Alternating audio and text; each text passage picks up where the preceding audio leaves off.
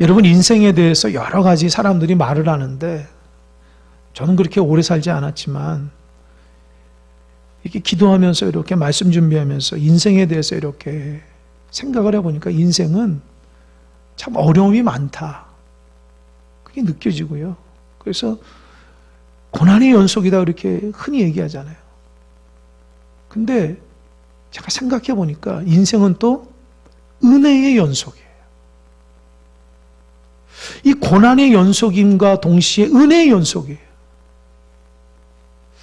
제가 기도하는데 그런 마음 들더라고요. 수없이 많은 고난이 나에게 오지만 그 고난이 오히려 은혜로 바뀌는 경우가 굉장히 많거든요. 특별히 우리처럼, 저와 여러분처럼 신앙생활하는 우리에게 있어서는 그 고난이 은혜로 바뀔 때가 참 많이 있습니다. 근데 우리가 그걸 느끼고 알고 깨닫느냐가 중요하죠. 오늘 본문 보니까 이스라엘 백성이 출애굽한 광야 생활에서 얘기를 해요. 이게 다 아는 말씀이에요. 하지만 이 말씀을 통해서 이번 주간에 저에게 주신 은혜가 참 크더라고요. 이스라엘 백성이 애굽에서 430년 동안 종살이로 있었잖아요. 얼마나 힘들고 어려워요. 4년도 아니고 40년도 아니고 430년이 있으니까 세대가 거듭될수록 그들 삶 가운데서는 이제 애굽의 종으로서 살아갑니다. 하나님의 백성이 다 잊어버렸어요. 그때 하나님께서 누굴 택했죠? 모세를 택해서 그들을 출애굽시켰어요. 여러분, 그 출애굽하는 과정도 아주 극적입니다. 그래서 여러분 가장 좋아하는 말씀이 이 출애굽기 아닙니까? 이 출애굽기 하나님의 역사를 보면 너무너무 재밌고, 어렸을 때 교회 학교에서도 그 출애굽 여정을 배울 때에 얼마나 신나는지 몰라요. 야, 우리 하나님께서 대단하시다. 가는 곳마다 기적적인 역사로 이끌어 주셨습니다. 그래서 오늘 본문은 신광야에서 르비딤에 도착해서 장막을 쳤을 때 일어난 일이에요. 시기적으로 보면 이스라엘 백성이 출애굽해서 한 달이 조금 지났을까? 그때 일어난 일이에요. 여러분, 그걸로 잘 머릿속에 되새기면서 이 말씀을 봐야 됩니다. 1절 한번 읽어보겠습니다. 자막 한번 보시고 성경 보시고 시작. 이스라엘 자손이 온 회중이 여호와의 명령대로 신광야에서 떠나 그 노종들 행하여서 르비딤에 장막을 쳤으나 백성이 마실 물이 없는지라. 문제가 일어났죠. 무슨 문제예요? 마실 물이 없는 거예요. 여러분, 마실 물이 없잖아요. 여러분, 지금 이스라엘 백성은요, 장정만 60만 명, 가족까지 하면 200만 명이 되는 어마어마한 숫자예요. 제가 늘 얘기하지만 광주가 150만이 안 된다고 그러잖아요. 이 광주 인구 전체보다도 더 많은 사람들이 이 출애굽에서 살아가는데, 여러분 지금 제가 이제 한 달이 조금 지났다고. 여러분, 출애굽하면서 가져올 때 뭐 이렇게 음식을 가져왔다고 합시다. 그럼 며칠이나 가겠어요? 여러분, 하루 동안에 먹는 양이 얼마나 많아요, 물이. 우리도 저기 가는데 100명이 채 안 되는데도 가서 그 음식하는 것도 체크하는 것도 얼마나 힘들어요. 그러니 200만 명이 되는 사람들이 하루 동안에 먹는 양과 그들이 먹는 물과 또 화장실은 어떻게 해요? 그 집은 어떻게 해요? 여러분, 그런 거 생각해 보셨어요? 성경을 이렇게 단면적으로 보면 안 돼요. 입체적으로 보면요, 야, 정말 하루하루가 진짜 기적의 연속이었구나 깨닫게 돼요. 아무것도 없는 광야에서 하나님이 지금 지키시고 인도해 주셨다고요. 근데 마실 물이 없어요. 그동안 하나님이 마실 물이 주셨죠. 근데 르비딤에 딱 도착한 마실 물이 없는 거야. 그러니까 백성이 어떻게 해요? 2절. 첫 번째 그들이 나타나는 백성의 모습 볼까요? 2절 한번 보겠습니다. 시작. 백성이 모세와 다투어 이르되 우리에게 물을 주어 마시게 하라. 모세가 그들에게 이르되 너희가 어찌하여 나와 다투느냐? 너희가 어찌하여 여호와를 시험하느냐? 여러분, 물이 없자마자 그들의 특징이 뭐예요? 누구와 다퉜어요? 모세. 모세하고 뭐라고 했어요? 뭐라고 그랬어요? 백성이 모세에게. 우리에게? 여러분 대답해 보세요. 모세가 물 주는 사람이에요? 모세가 물 주는 사람이에요? 수도꼭지 잡고 있는 사람이에요?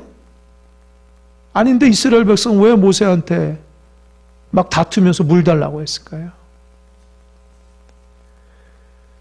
모세가 하나님을 통해서 은혜 받고 이들을 이끌었기 때문에 그렇겠죠.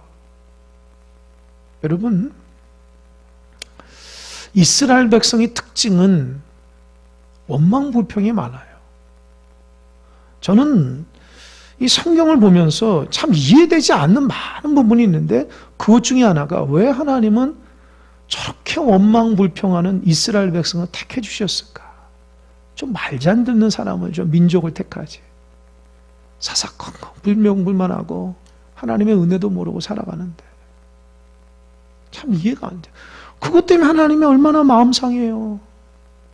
얼마나 속상하냐고요. 여러분, 하나님 뜻이 뭘까요? 하나님이 선택이 잘못됐을까요? 근데 여러분, 그거 아십니까? 우리도 똑같은 이스라엘 백성 같다라는 거. 우리도 이스라엘 백성에 그 비교해서 절대로 뒤지지 않아요. 더하면 더했지. 우리도 날마다 은혜 가운데 살아가는데도 불구하고 우리 자신도 모르게 그런 게 얼마나 많습니까? 그러니까 하나님의 기준을 생각하면 나한테 말 잘 듣는 사람만 택하면 남을 사람이 없어요. 그 또 한 가지 깨닫는 사람 자체가 원래 그래요. 근데 하나님이 참 사람을 만드시고 사람 때문에 힘들어하시고. 근데 내 생각이 우리 생각이라. 하나님 그렇게 느끼지 않는다.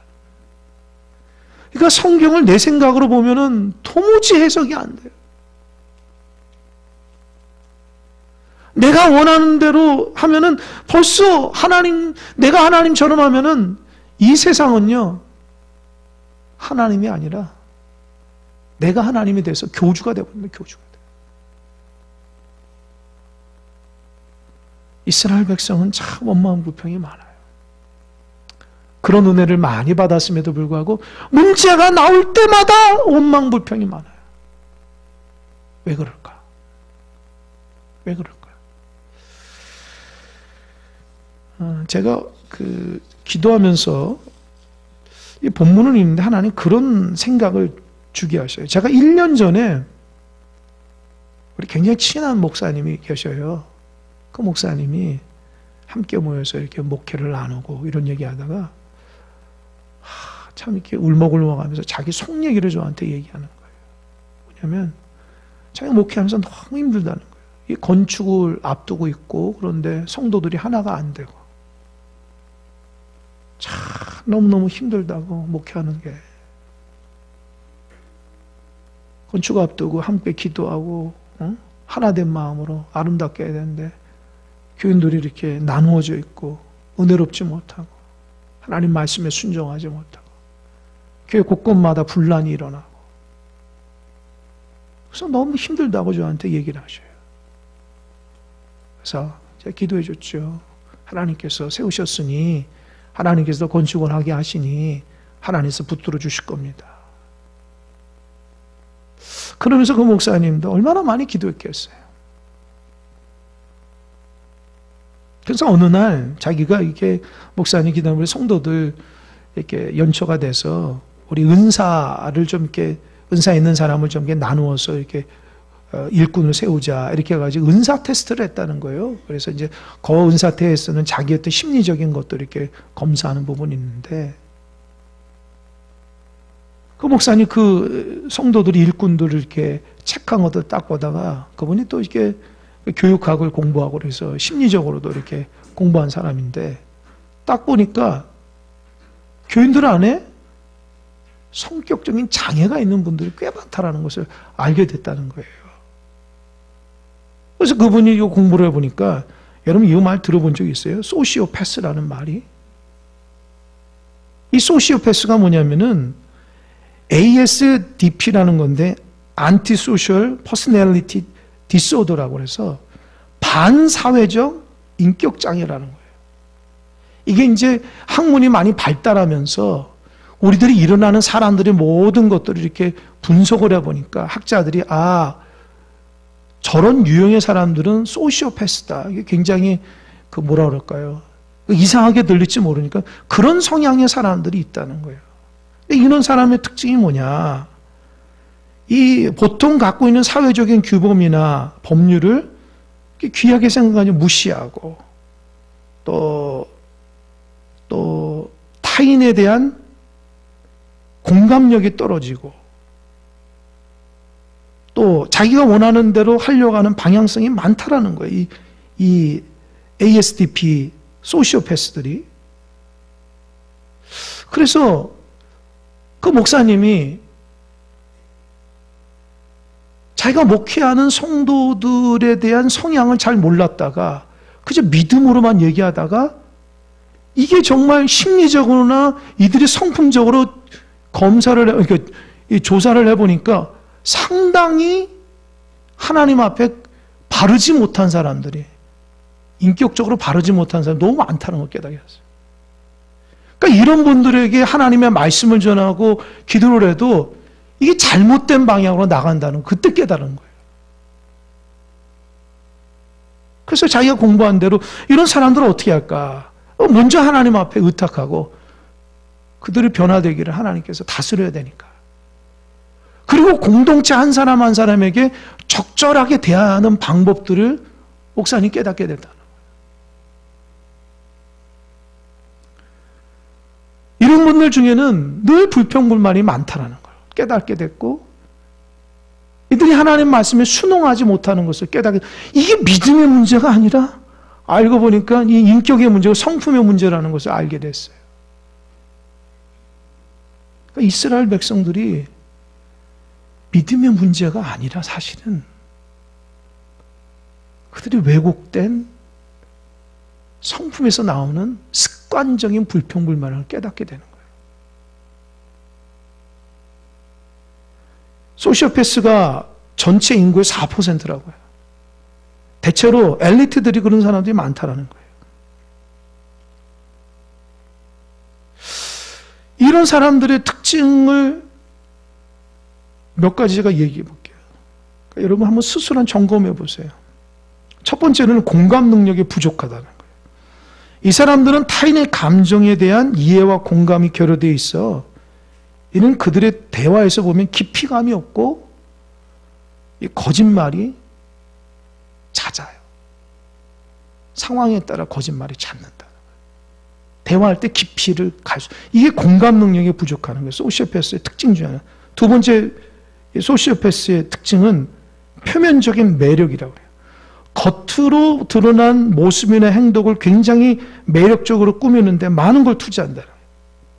이는 사람들에게 자신을 돋보이게 하려고 긍정적으로 하기 위해서 참 어떻게 쓰면 계산적인 행동을 한다는 거예요. 놀라워요. 계산적으로 사람과의 관계에서 행동을 한다. 이게 소시오패스의 특징 중에 하나예요. 세 번째로는 감정의 결여와 무배려성. 감정을 가진 것처럼 보이지만 실제로는 그런 감정이 없어요. 결여되어 있어요. 그걸 느끼지 못해요. 타인의 고통이나 타인이 겪는 어려움에 감각이 없어요. 자기 감정에 충실하기 때문에. 그리고 그런 것은 관심도 없고 무관심해요. 이게 소시오패스의 특징이에요. 그러니까 배려가 없는 거예요. 네 번째 소시오패스의 특징은 지배욕과 성과 지향이라는, 모든 일에 있어서 성과를 굉장히 중요시하고 지배욕이나 정복력이 강하다는 거예요. 이들은 종종 그들의 직업에서 이 성공적으로 살아가야 된다는 것을 지나치게 생각하는 사람들. 이 소시오패스의 특징입니다. 그 다음에 계획적인 인간관계가 특징이에요. 인간관계를 매우 계획적으로 하고 겉으로만 친분을 유지하는 경우가, 이는 다른 사람들을 자신의 목적을 위해 이용하는 경우가 많다는 거예요. 그들하고 순수한 만남이나 대화가 이루어지지 않고 늘 어떻게 하냐면 이익을 취할까, 자기 원하는 대로의 관계를 가지려고 하는 이런 사람이 소시오패스의 특징이라는 거예요. 또 한 가지는 자기 정당화 합리화. 자신의 행동을 정당하기 위해서 아주 합리적으로 얘기하는 것처럼 얘기한다. 또 필요에 따라서는 어려움이 있을 때는 감정이 호소하고 아주 동정심을 유발한다. 이게 소시오패스의 특징이라는 거예요. 또 목적지향적 행동, 자신의 목적의 이득을 위해서 행동을 하고 인생을 하나의 게임처럼 여기는 거예요. 그래서 이 인생을 게임에서 자기는 승리자가 되기 위해서 인생을 게임처럼 남을 밟고서라도 가야 되는 아주 교묘한 그런 인생의 목표로 살아가는 사람들이 소시오패스라는 겁니다. 또 한 가지는 경쟁적 태도. 다른 사람들과 좋은 관계를 이루죠. 왜요? 항상 경쟁하는 거예요. 남을 경쟁자로 보는 거예요. 그래서 그 사람을 이기려고 하고 자기 비슷한 라이벌이 있으면 어떻게 하든지 흠을 내서 그 사람을 이기려고 하려고 하는. 그게 소시오패스가 갖고 있는 특징 중에 경쟁적 태도. 또 한 가지 중요한 태도는 타인을 조종한다고 해요. 주변 사람들을 조종해서 자기가 원하는 것대로 원하는 거예요. 사람들을 조종하는 거예요. 내가 원하는 대로. 그 사람에 대한 어떤 순수한 마음이 아니라. 그리고 또 한 가지는 거짓말과 순진한 척을 하는 거예요. 거짓말이 드러났을 때 반성하는 척하거나 순진함을 어필하며 타인의 동정심을 이용한다는 거예요. 이게 여러분 10가지가 이게 소시오패스. 혹시 여러분들 중에 그렇게 해당되는 사람이 한 가지 이상은 있겠죠.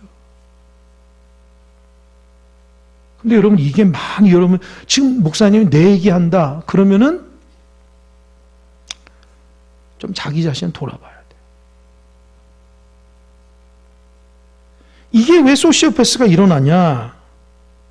자라나면서 성장 과정에서 일어난다는 거예요. 개인의 성장 과정에서 환경적인 사회적인 것 때문에 그렇게 되는 거예요. 이게 선천적인 것이 아니라 자라가면서 그렇게 돼버린다는 거예요. 그러니까 우리가 신앙생활하면서 믿음하고 하나님 말씀하면서 자기 자신도 모르게 사회성을 소시오패스적인 경향이 많이 갖추어 있어요. 그리고 하나님 안에서 공동체 안에서 하나님의 말씀을 위한다고 하면서도 자기 자신은 모르게 공감 능력이 떨어지고 모든 것을 자기가 조종하려고 하고 하나님보다도 자기 감정에 충실하다 보면 이게 하나님이 원하는 대로 살지 못. 그래서 오늘 본문이 왜 백성이 문제가 날 때마다 모세와 다투고 원망하나? 그렇게 삶을 살한 거예요. 이거는 정말 고치기가 힘들어요. 이 사람들은 자기 감정에 충실한 거예요. 지금 물이 없어. 잘 보세요. 1절에서 보면 뭐라고 그랬어요? 하나님이 인도하는 대로 명령대로 신광야에서 르비딤에 간 거예요. 자기 생각에는 이거 하나님이고 모세가 잘못됐다는 거예요. 자기들이 가고 싶어서 간 게 아니라 하나님이 가라 했는데 문제가 생긴 거예요. 두 번째, 르비딤이라는 곳은 그 언어적인 뜻은 원기회복이라는 뜻이에요. 원기회복. 그게 뭐냐? 쉼터라는 곳이에요. 근데 쉼터라는 곳에 갔는데 물이 없어? 그래 어떻게 해요? 원망하는 거예요. 그러니까 합리화가 되는 거예요. 나는 할 만큼 다 했다는 거죠. 하나님 원하는 대로 했어요. 근데 결과가 안 좋아. 그럼 어떻게 해요? 원망하기 시작하는 거예요. 자기 합리에 빠지는 거예요.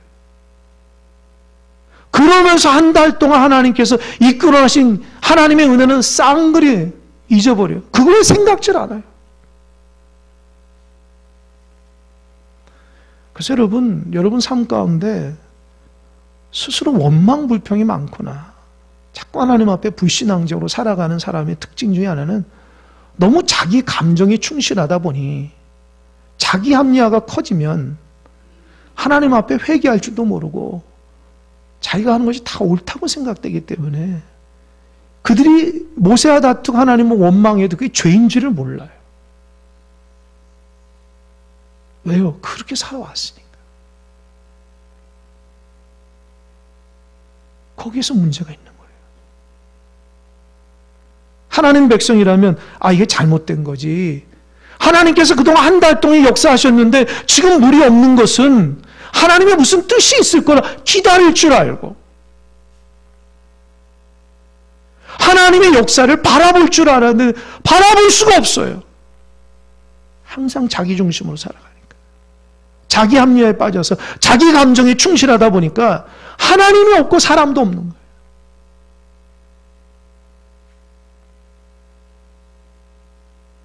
여러분, 우리의 모습을 한번 돌이켜봐야 돼요.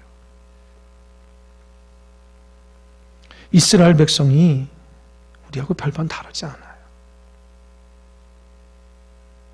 자꾸 자기가 원하는 대로만 보려고 하니까 하나님의 은혜와 역사는 보이지가 않는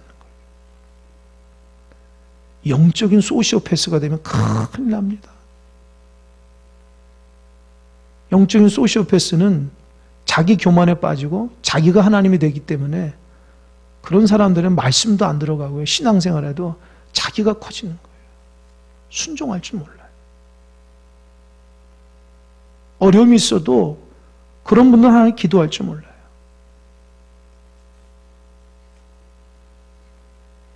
이게 우리 삶의 문제라. 겉으로는 아까 소시오패스는 겉으로는 은혜로워요. 그러나 속마음은 절대로 하나님 앞에 순종하지 않아요. 모세가 뭐라고 합니까? 2절에 보니까 모세가 그들에게 이르되 너희가 어찌하여 나와 다투느냐? 너희가 어찌하여 여호와를 시험하느냐? 왜 모세가 이렇게 얘기한지 아세요? 지금 여러분 르비딤에 오기 전에 어디 있다고 그랬어요? 1절에서 보니까 어디라고 그랬어요? 신광야예요, 신광야. 여러분, 신광야에서 무슨 일이 있는지 아십니까? 하나님께서 하늘의 문을 열어서 만나와 메추라기를 먹이신 사건을 얼마 전까지 경험했다는 거예요. 얼마나 기적적이에요. 여러분, 먹을 것이 없어 하나님 앞에 원망불편했는데 하나님께서 하늘의 문을 열어서 먹을 거를 줬다. 여러분, 그런 기적이 있어요. 아마 우리에게 그런 기적이 있으면 날마다 춤추고 다닐 거예요. 왜요? 밥 안 해도 되잖아요. 하나님 다 쉬는걸요. 얼마나 큰 기적이에요. 그런데 지금 물을 안 줬다고? 그 하나님의 은혜를 다 잊어버려요? 이런 불신앙적인 사람들이 어디 있어요? 꼭 자기가 생각하는 것만 생각해요. 선택적으로만 생각해요. 그러니까 모세가 야, 나랑 다투지 마. 너 하나님을 왜 시험하냐? 하나님이 있는지 왜 그러냐? 이 분명히 신광에서 그런 역사가 있음에도 불구하고. 그러니까 모세가 지금 2절에서 타이르는 거예요. 너도 그러지 마. 회개해. 하나님께서 이렇게 불꽃 같은 우리를 다스리는데 너희들에게 원망불평 되겠어? 그랬더니 이스라엘 백성이 자기 자신을 돌이켜봐야 되는데 돌이킬까요? 돌이켜요? 안 돌이켜요. 3절 보세요. 3절 읽겠습니다. 시작. 거기서 백성이 목이 말라 물을 찾으매 그들이 모세에게 대하여 원망하여 이르되 당신이 어찌하여 우리를 애굽에서 인도에 내어서 우리와 우리 자녀와 우리 가축이 목말라 죽게 하느냐. 여러분 3절이 얼마나 기가 막힌 거예요. 거기서 백성이 목이 말라 뭐를 찾았어요? 잘 보세요. 훈계를 들었으면 아 그렇지. 하나님께서 신광야 기껏 기적 같은 홍해의 역사를 일으키고 놀라운 역사 10가지 재앙을 통해 우리를 인도하셨는데 그래 그 말을 들으면 순종하고 하나님 어떡합니까? 하나님인데 그 고집이 얼마나 세면 모세의 말을 들어도 모세의 말을 듣지도 않고 물 찾아 나가는 거예요. 자기가 해결하겠다는 거죠. 아주 소시오패스적인 사람들이에요. 남의 말 듣지도 않아요. 그 말씀을 자기 마음속에 교훈으로 삼지도 않아요. 자기가 삶의 주인공이기 때문에 다 판단한다고요. 근데 네 말해. 그러니까 어떻게 해요? 반복해서 죄를 짓는 거예요. 하나님이 책망하고 얘기했으면 딱 듣고 아 그러지 이거 하지 말아야지 하나님께서 역사해 주실 거야. 듣지도 않아요. 또 뭐를 찾아다녀. 그러니까 어떻게 찾았는데 없으니까 더 큰 원망이 생긴 거야. 나는 자기 할 만큼 했다는 거죠. 그게 모르겠어요. 3절에서 보니까 3절 한번 다시 볼까요? 뭐라고 그랬어요? 모세에게 대하여 원망하여. 첫 번째로는 다퉜지만 두 번째 원망. 그 한 단계가 또 넘어선 거예요. 당신이 어찌하여 우리를 애굽에서 인도해내서 우리와 우리 자녀와 우리 가축이 목말라 죽게 하냐. 보세요. 지난 한 달 동안에 하나님의 기적 같은 은혜를 어떻게 해요? 쌍그리 무시하고 그거를 나를 죽이려고 하는 것처럼 해석하기 시작해요. 여러분, 이게 불평불만하는 사람의 특징입니다. 하나님이 아무리 은혜를 줘도 그 은혜를 자기 해석할 때에 불행하다 생각하고 불평불만하는 거예요. 여러분, 그런 일이 있어요. 여러분, 가끔씩 집에서 부부나 우리 아이들과 무슨 티격태격에서 했을 때에 상대방이 당신이 말이야 나에게 그거 한 거 거짓말이고 나한테 뭐 그렇겠지 했을 때 그 상대방이 진짜 순수한 마음으로 잘해줬는데 그거를 모두 다 지금 문제 때문에 모두 다 안 좋게 얘기하면 상대방이 얼마나 큰 상처 아픔이 있겠어요. 그래서 말 조심하셔야죠. 직장에서도 그런 일이 있는지 모르겠어요. 나는 선한 마음으로 열심히 했는데 결과가 안 좋아서. 그런데 과거의 모든 것들을, 내가 한 모든 것들을 다 짓밟고 무시하고. 여러분, 얼마나 마음에 상처가 있겠어요. 여러분, 모세의 상처, 아니 하나님의 상처가 얼마나 크겠어요. 여러분, 이스라엘 백성 뭐 잘해서 출애굽한 게 아니잖아요. 그들이 고통스러워 하나님의 사랑 가운데 그들을 인도했는데 그 사랑마저도 하나님이 진노라고 생각하는 거예요. 여러분, 모세 입장에서도요.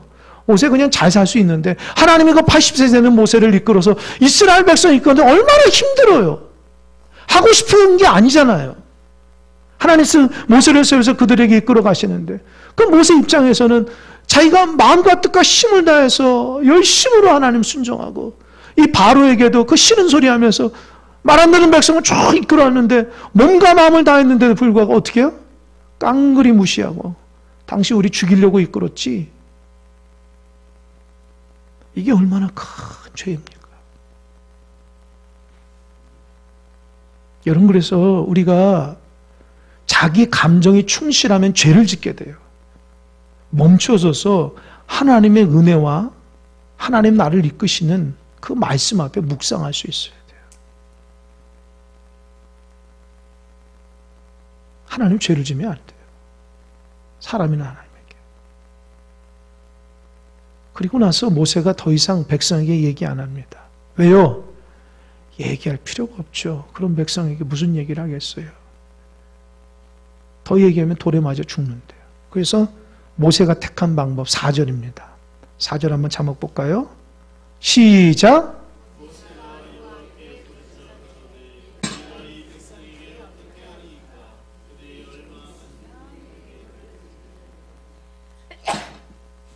모세도 더 이상 그런 백성에게 얘기를 안 해요.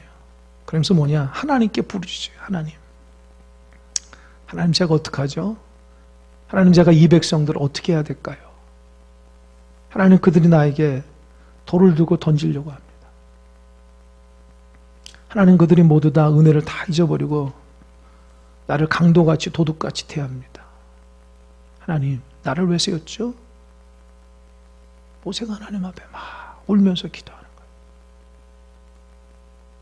모세도 상처를 많이 받았죠. 그때 하나님이 뭐라고 그랬어요? 하나님 딱 나타나십니다. 그리고 문제를 해결해줘요. 그 하나님의 은혜가 참 깊어요. 제가 이거 하면서 많이 감동을 받았어요. 5절 보겠습니다. 하나님의 해결 방법 5절 시작.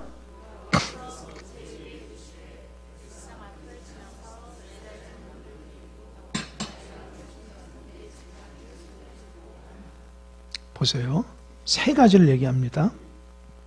하나님이 지금 백성에게 얘기해요? 모세에게 얘기해요? 누구에게 얘기해요? 하나님은 하나님 사람에게 얘기하죠. 불평불만 사람 얘기하지 않아요. 그거 아셔요? 하나님께서 하나님 사람에게 얘기해요. 세 가지 얘기해요. 첫 번째 뭐예요? 백성 앞을 지나라. 따라해보세요. 백성 앞을 지나라. 예, 자막됐습니다. 여러분, 그 백성은 어떤 백성이에요? 원망불평해서 돌 짚고 모세를 죽이려고 하는 백성이에요. 여러분이 모세라면 그런 백성 앞을 이렇게 지나갈 수 있어요? 어려워요, 여러분. 나를 지금 죽이려고 하는 사람들, 욕하는 사람들에게 그 가운데 한복판을 지나갈 수 있어요? 근데 하나님 지나가라는 거예요. 아마도 모세는 하나님 이 백성 지긋지긋해서 더 이상 안 보려고 합니다, 하나님. 하나님 알아서 하십시오. 근데 하나님 뭐예요? 너에게 돌을 던지려고 하는 사람 그 한복판은 가라는 거예요. 그게 하나님의 뜻이에요. 여러분 잘 들으세요. 여러분 신앙적으로 살면서 가정이나 직장이나 교회에서도 마찬가지고 모든 사람들 가운데 하나님 믿음대로 살아가는 것 정말 어려워요. 사람들이 여러분에게 돌을 던지고 욕을 하는 사람도 있을 겁니다. 근데 어떻게 해야 돼요? 그 사람들 왕따시키고 그 사람 뒤에서 욕하고 그 사람들은 나쁜 사람을 욕하면 되겠어요? 하나님은 그 가운데 가라는 거예요. 한복판을 지나가라는 거예요. 그건 뭐예요? 감당하라는 거예요. 할렐루야? 여러분 마음에 맞는 사람이 몇 사람이면 돼요? 여러분 집에서도 부부끼리 하루에도 티격태격을 몇 번 하십니까? 여러분 사랑하는 자녀하고도 마음 맞아요? 근데 다 모든 사람을 내 편으로 만들려고 그래요? 소시오패스적인 생각이에요. 공감 능력이 떨어지는 거예요. 다름을 인정하며 살아가야 돼요. 그러니까 뭐든지 안 되면 탁 선을 긋고 난 저 사람은 싫어. 난 저런 공동 싫어. 그렇게 살아가는 사람들은 평생을 늘 원망불평을 살아가는 거예요. 왜냐하면 자기가 옳은 줄 알아요. 근데 하나님 어떻게 해요? 그런 가운데 지나가라는 거예요. 성숙해야 돼요, 여러분. 그런 가정 가운데 훈련이 되는 거예요.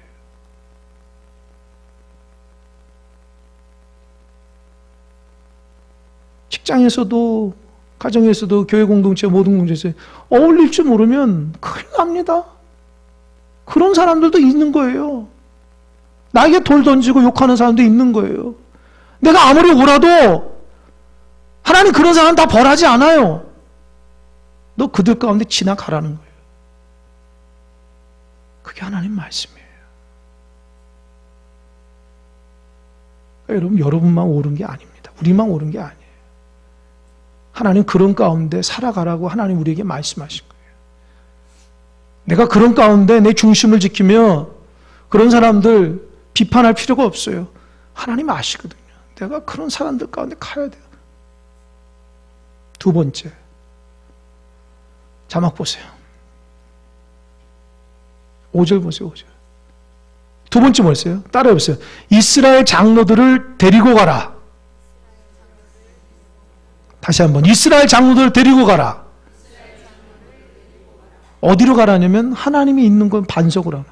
두 번째 보세요. 자막됐습니다. 여러분 이스라엘 장로들을 데리고 가는 게 쉬울까요? 여러분 백성 중에서 가장 큰 돌을 갖고 가장 거칠게 얘기하는 사람이 이스라엘 장로들이에요. 모세 입장에서는 어떻게 해요? 만나기 싫은 사람들이에요. 오히려 이 사람들 때문에 백성들이 돌을 듣게 하는 거예요. 뒤에서 소시오패스처럼 그렇게 음해하고 나쁜 짓 하고 모세를 죽이려고 하는 사람들이거든요. 근데 어떻게 해요? 데리고 하나님께로 가라는 거예요. 모세가 성숙하지 않았다면 하나님도 싫어요. 저 그런 사람 싫어요. 그렇게 했을지도 몰라요. 근데 여러분 어떻게 해요?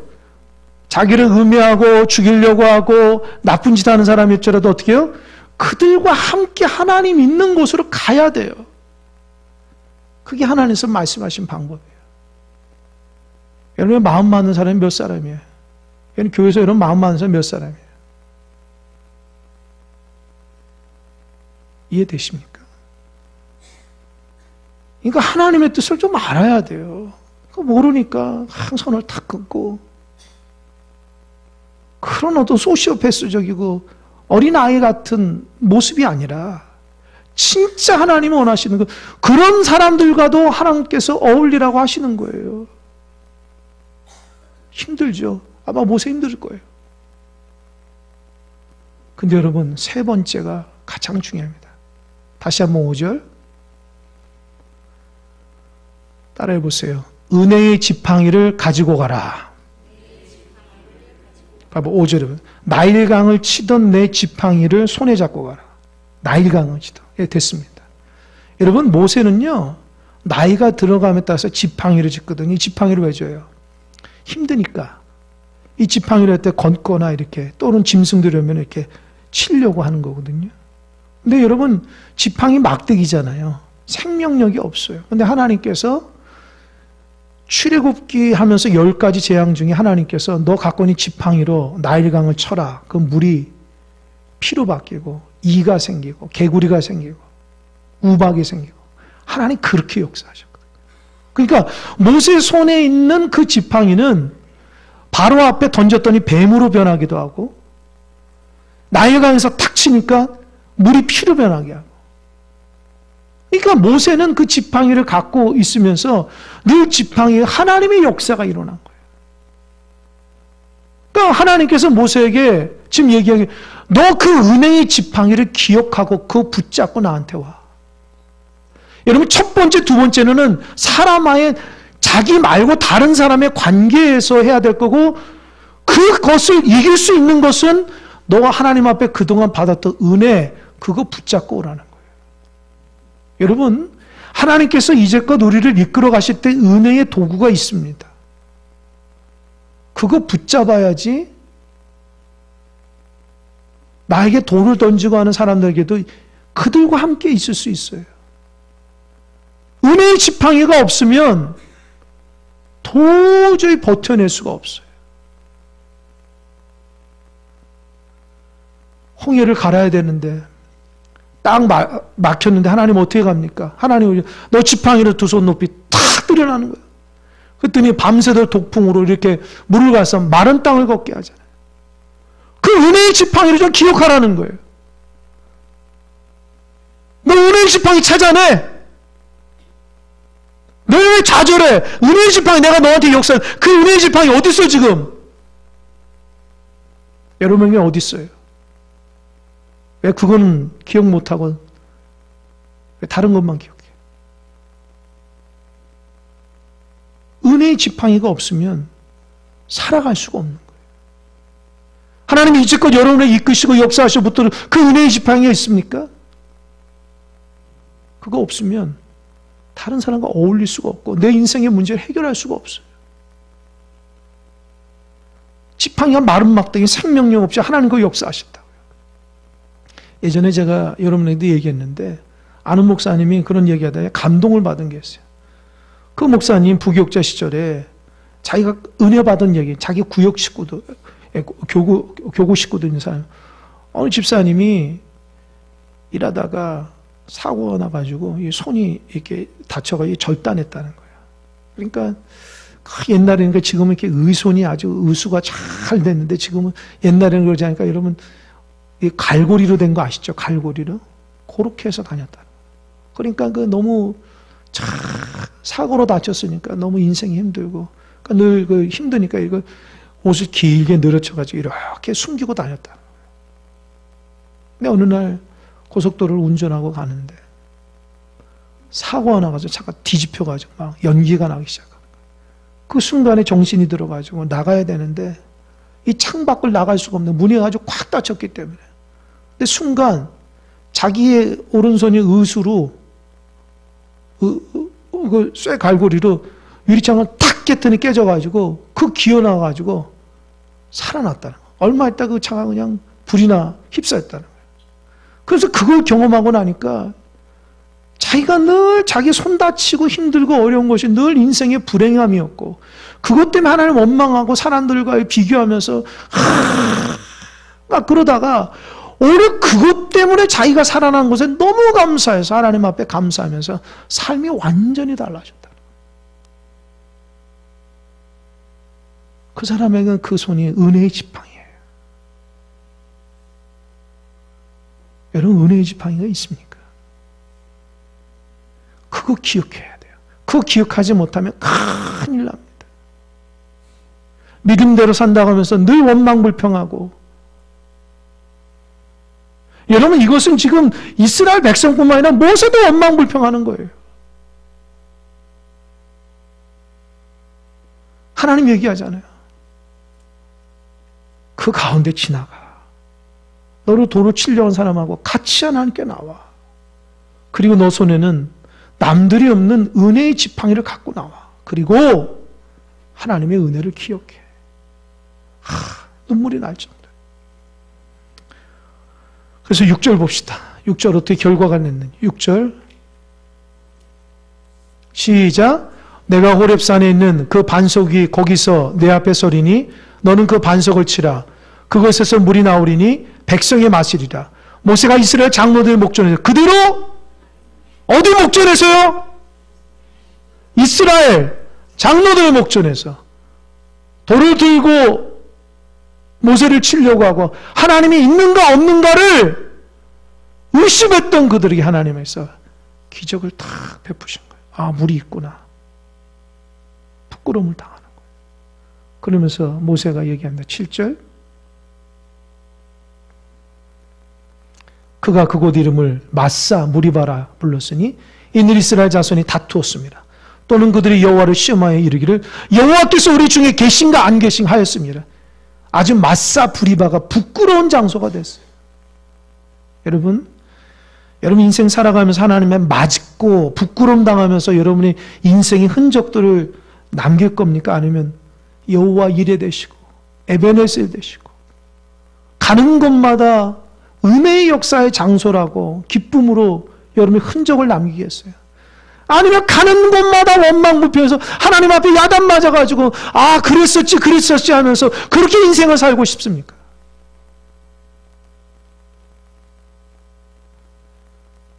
대답해 보십시오. 하나님 살아 계십니까? 안 살아 계십니까? 그러면 그분을 신뢰하고 은혜의 지팡이를 붙들고 살아가는 여러분 되시길 바랍니다. 여러분 입에서 여러분 감정에 충실하지 마시고 베풀어진 은혜에 충실하십시오. 그러면 그 내 삶 가운데 하나님의 승리자가 될 수 있어요. 내가 하나님 앞에 어떤 삶을 살아가느냐. 영적인 소시오패스가 되지 마십시오. 그건 교만이에요. 그런 사람들은. 하나님의 은혜가 더 커져야 됩니다. 우리 큰사랑교회 모든 성도들이 하나님 앞에 늘 은혜의 지팡이를 가지고 은혜 가운데 하루하루 살아가는 주의 백성들이 되기를 주님의 간절히 축원합니다. 아멘. 기도하겠습니다.